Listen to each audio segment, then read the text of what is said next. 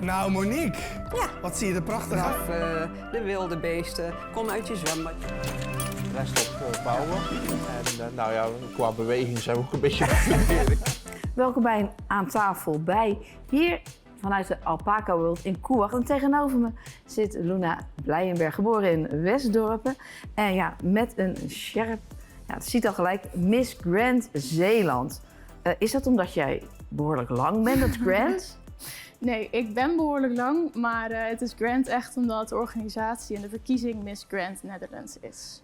Is dat een vervolg op bijvoorbeeld Miss Universe of Miss Nederland? Je hebt zoveel misverkiezingen. En je hebt er zeker een aantal, maar dit is echt een losse, een eigen verkiezing. En waar staat dat Grand dan voor? Sowieso, Grand, ook internationaal, is echt wat extravaganter. En wat hen denk ik wel echt onderscheidt is onder andere dat zij een van de eerste beursgenoteerde verkiezingen zijn. Dat kan ook als verkiezing beursgenoteerd? Ja, internationaal zeker. En sowieso ook elke verkiezing heeft hun eigen, het focus, hun eigen motto waar zij voor staan. En daarin onderscheidt Grand zich ook in dat zij echt staan voor Stop the War and Violence.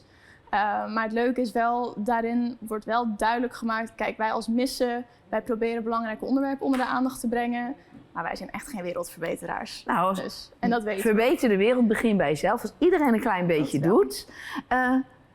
Miss Grand Zeeland, dan komen er dus waarschijnlijk ook landelijke finales. Klopt. Ja, 12 binnenkort, juni. hè? Ja. En de winnaar Miss Grand Nederland, is er dan ook weer een Europese of een wereldwijde verkiezing? Ja, internationaal wereldwijd. Waar ga je dan naartoe, mocht je winnen? Ja, dan zou het naar India zijn. In India? Ja. Dus heb je concurrentie uit Nederland al gezien? Ja, zeker. We lopen samen een traject door van een aantal weken. En daarin kom je eigenlijk veel samen. Je traint samen. Wat moet je trainen eigenlijk? Een heel belangrijk onderdeel waar we veel op trainen is het pitchen. Wij moeten ook speech op podium, op landelijk podium. Moeten wij onze speech gaan geven over iets waar wij voor staan, wat wij belangrijk vinden om mee te geven aan de maatschappij. En die pitch, die tekst, die schrijf je wel zelf? Ja, volledig. Ja, want het komt uit iets wat jij zelf belangrijk vindt en waar jij voor staat. En waar sta jij dan voor? Nou, ik vind het erg belangrijk om onderwerpen onder de aandacht te brengen dat succes vaak gedefinieerd wordt door één bepaald pad te volgen. En iedereen moet bijvoorbeeld op school dezelfde richting volgen, op hetzelfde moment, op hetzelfde tempo vaak allemaal. En dat werkt gewoon niet voor iedereen zo. En ik heb zelf ook wel wat struggles meegemaakt in mijn studie. Ja, want als je een onderwerp kiest, zou je iets kiezen wat dicht bij jou zit. Omdat je dat dan echt over kunt brengen. Maar ik heb begrepen dat jij rechten studeert. Ja. Dan zou je denken, oh, jij kan zo heel goed leren. Maar dat ging dus ook niet... Het ging niet van een leien dakje, nee, echt niet. Meer een Belgisch wegdek als een goed geasfalteerd. Bijna wel. Ja, er zaten inderdaad wel Belgische wegen tussen. Maar juist daardoor heb ik zo ontzettend veel geleerd van eigenlijk wat vertraging op te lopen. Dat het veel waardevoller is om jouw eigen weg te kiezen dan per se mee te moeten met de hele club. Want dat maakt jou niet per se succesvol. Het maakt jou succesvol als jij zelf op jouw eigen manier jouw succes kan behalen. En of dat je diploma is, of dat je daar een hele andere studie ineens gaat kiezen. Of het kan ook veel verder gaan, niet alleen op studenten natuurlijk. Maar als jij bijvoorbeeld net begint met werken en je kan je weg niet helemaal vinden. Als iemand 5 keer moet wisselen van baan om daar gelukkig te zijn, wat maakt dat nou uit? Ik gebruik wel als voorbeeld de kustmarathon. Ik heb hem een keer gewandeld. Het is net zo ver. Het duurt alleen veel langer, maar je komt er ook. Je komt er ook. Ja, klopt. Ja. En dat Stop the Violence. Is dat dan ook echt de femicide kant? Je zegt, het is echt misverkiezing is voor vrouwen. Wij staan voor geweld tegen vrouwen. Of gaat dat ook weer verder? Het gaat veel verder. Want bijvoorbeeld bij mij gaat het juist om meer die innerlijke strijd die je voert. En om daar een beetje die taboe rond te doorbreken. Van, je hoeft niet per se met de club mee om goed te zijn. En dus het kan inderdaad juist over femicide gaan. Onze Miss Grand Nederland van 25, het focus was inderdaad over femicide. Maar je kan het op heel veel manieren interpreteren. Zijn er dan trouwens, want geweld is helaas in de wereld veel te veel vertegenwoordigd. Ja. Zijn er dan ook mannelijke verkiezingen? Want een man kan ook ergens voor staan. Zeker, die zijn er ook. Ook van de organisatie van Miss Grand Netherlands, dat is 12 Months of Beauty. Die hebben ook Mister-verkiezingen. De Mister-verkiezing. We Ja. moeten nog eens op zoek naar de Mister Zeeland, als die er is. Ja, je zei ook al beauty. Je moet er wel op een bepaalde manier uitzien. Je moet niet alleen een boodschap hebben. Hoe streng zijn die criteria? Het is vooral, je moet er gewoon verzorgd uitzien. Je moet niet in je joggingspak aankopen lopen als jij net zoals nu een mooi interview hebt. Dat moet je niet doen. Dat moet je ook weten. Je moet er ook een beetje bewust van zijn hoe je je netjes kan kleden, hoe je netjes kan voorkomen. Maar je hoeft niet altijd over de top overal aan te komen, zolang je maar gewoon gepast gekleed altijd bent. Heb jij het idee dat nu je meedoet met een misverkiezing, of is dit je eerste misverkiezing? Of heb je al Nee. vaker als Ja. klein meisje misschien ook al op de tafel gelopen? Nou, ik was sowieso wel het meisje wat dan... mijn moeder heeft eigen schoonheidssalon. Als er dan nieuwe make-upjes binnenkwamen, dan was ik de eerste die de salon inrende en meteen alles ging bekijken. En ik ging ook wel eens mama de kast langs en dan kwam ik ineens met veel te grote hakken naar beneden gelopen. Van, mama, Het zat er al jong in. Ja, het zat er wel jong in. Maar mijn eerste verkiezing was in 2020, coronatijd. Dat was de Miss 10 op Zeeland. Dat lijkt me heel moeilijk. Was dat Ja. dan online? Want, Heel veel was online. Ja, heel veel samenkomsten waren inderdaad online. Dus, maar de verkiezing hebben we alsnog in het theater toen opgenomen. En dat is toen ook online uitgezonden, omdat toen niemand natuurlijk in het theater mocht zitten. Nee. Dus, Nou is jouw moeder, zei je, ook met beauty bezig. Ja. Heeft ze jou daar ook, of stimuleert ze jij daar extra in? ik heb het wel van mama geleerd. Ja, dat wel. Ik heb alles van mama geleerd, van de make-upjes en de dingetjes. En moeder is gelukkig ook heel modebewust, dus dat helpt ook heel erg mee.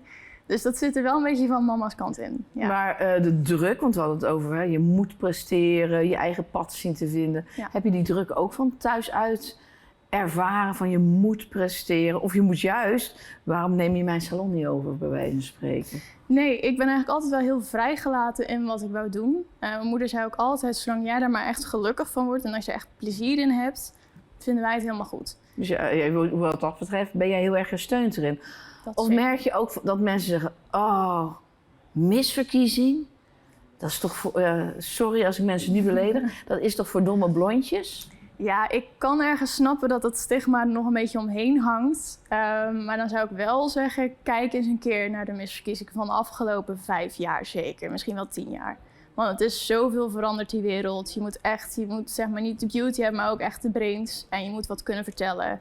En je moet echt, net zoals ook internationaal, ga je ook interviews krijgen. Ik heb ook al een paar internationale interviews gehad.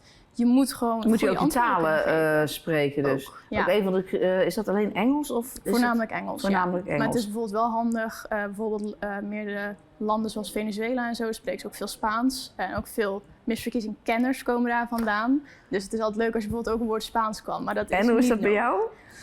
Ik heb mijn HAVO-diploma in Spaans, maar daar is het gestopt. Daar is het gestopt. Maar oké, een goede dag en tot ziens en dank u wel. Dat Dat zit er wel dat- in. Ja, dat- zit erin. dat lukt. Ja, ja. is er ook een leeftijdsgrens, ondergrens, bovengrens in deze verkiezing? Deze verkiezing is het wel belangrijk dat je, als ik het goed zeg, dat je in ieder geval niet getrouwd bent, geen kinderen. Want het ding is dan eigenlijk heel simpel, dan ben je geen miss meer, maar missus. Omdat je dan natuurlijk, ja, eigenlijk vanuit het Engels is dat afgeleid. Oké. Dat je dan geen miss, maar missus bent. Dus dat is wel een voorwaarde. Oké, want ik zou zeggen van ja, wat als je nu al getrouwd bent? Wat als je nu al kinderen hebt? Is er dan nog een andere categorie? Ja hoor, er zijn er genoeg andere verkiezingen die dat tegenwoordig veel vrijer laten. En als je nu als transgender vrouw mee wil? Dat kan zeker. Doen. Ja, dat is echt toevallig onze Miss Cosmo Nederland. Die zit ook in de organisatie van onze Miss Grand verkiezing. Dat is Solange Dekker. Zij is de eerste transvrouw in Nederland die Miss-verkiezing heeft meegedaan en ook heeft gewonnen. En zij is nu onze Miss Cosmo Nederland. Zij is ook internationaal geweest en ook al internationaal titels te pakken gehad. Ja, want ik denk wel dat die mensen veel meer strijd moeten leveren. Overigens denk ik dat vrouwen altijd zich meer moeten bewijzen, nog Ja. steeds in de wereld, als dat mannen dat moeten doen. Ja, dat denk ik af en toe ook wel. Ja, ik denk dat het steeds wel minder wordt. En zeker bij ons in Nederland wordt dat gelukkig ook wel minder. Maar wereldwijd zie je nog gewoon te veel verschil. Dat Nou, want dan ga je naar India toe. Dat is toch ook wel een land waar nog heel veel geweld tegen vrouwen voorkomt. Klopt, ja. En daar zijn we ons ook bewust van. Dus vandaar dat het ook wel mooi is dat zoveel vrouwen, zoveel missen daar echt voor staan en echt hun stem voor gebruiken. Als je als mis, wil je die boodschap daarna ook nog verder blijven uitdragen? Want je doet nu mee aan zo'n verkiezing. We hopen dat je natuurlijk gaat winnen. Wat wil je daar nog meer mee bereiken, behalve die boodschap hier brengen? Nou, ik ben eigenlijk al een tijdje bezig voordat ik überhaupt weer in de misverkiezingen mee ging doen. Want ik heb afgelopen 2 jaar heb ik als studentenbuddy, eigenlijk als studentcoach gewerkt. Dus dat je eigenlijk studenten onderling, dat je elkaar helpt. Nou, ik was daar 1 iemand van. En afgelopen 2 jaar heb ik dus op mijn eigen school, op de Juridische Hogeschool in Tilburg, heb ik daar eigenlijk een soort colleges georganiseerd om erover te kletsen met z'n allen, maar ook echt wat tips te kunnen geven. Dus dat heb ik al de afgelopen 2 jaar gedaan. Maar ik ben ook bezig met mijn eigen social media platforms om dat gewoon door te blijven zetten. Omdat ik het heel belangrijk vind dat daar gewoon over gepraat blijft worden in ieder geval. En wil je er ook verder later je werk misschien of iets anders mee gaan doen? Dat je zegt, dit is wel ergens een drijfveer die in mij zit. Ja, het is wel echt een drijfveer. Ik zou het leuk vinden om het als erbij te kunnen doen. Want ik heb nu natuurlijk ook best wel wat jaar gestudeerd. En ik ga nog door. Dus mijn focus ligt wel op het recht. Maar ik zou het heel mooi vinden om dat erbij te kunnen doen. Dat wel. Dus dat blijft ook. En denk je ook dat je je miswerk kunt gebruiken in je studie? Dat je zegt van het brengt mij meer dan misschien ook de pitches van anderen. Ja, zeker. Sowieso omdat je best een duidelijke connectie hebt met Stop the War on Violence. Er zit natuurlijk ontzettend veel recht eigenlijk ook achter. Maar ook de dingen die wij leren qua spreken, qua interviews kunnen doen. Ja, als je straks, stel ik word advocaat of stel ik word rechter. Dan moet je wel durven spreken. Dan moet je durven spreken en dan moet je ook sterke vragen kunnen beantwoorden. Dus dat werkt wel in mijn voordeel. Het helpt wel mee. Dat zeker. Ja. Gaan mensen dan ook op jou stemmen? Zit er ook zo'n stemronde bij? Nee. Dat je toch een beetje een netwerk om je heen moet hebben? Nee, bij deze verkiezing niet. Dus het is echt gewoon, ze kijken echt naar de mis zelf, hoe zij groeit, hoe zij presteert, wat zij echt in zich heeft. Uit wie bestaat zo'n jury dan? Wie zit er in zo'n jury? De jury is nog niet bekendgemaakt. Oh, dus het is voor je nog heel spannend wie er straks in de jury zitten. Ja, dus maar ik denk wel, we gokken natuurlijk wel een beetje onze national director sowieso. Want die leiden onze verkiezing. Ik denk ook onze mis van afgelopen jaar, dus Rosalie gaat dat zijn, denk ik ook dat ze erin zit.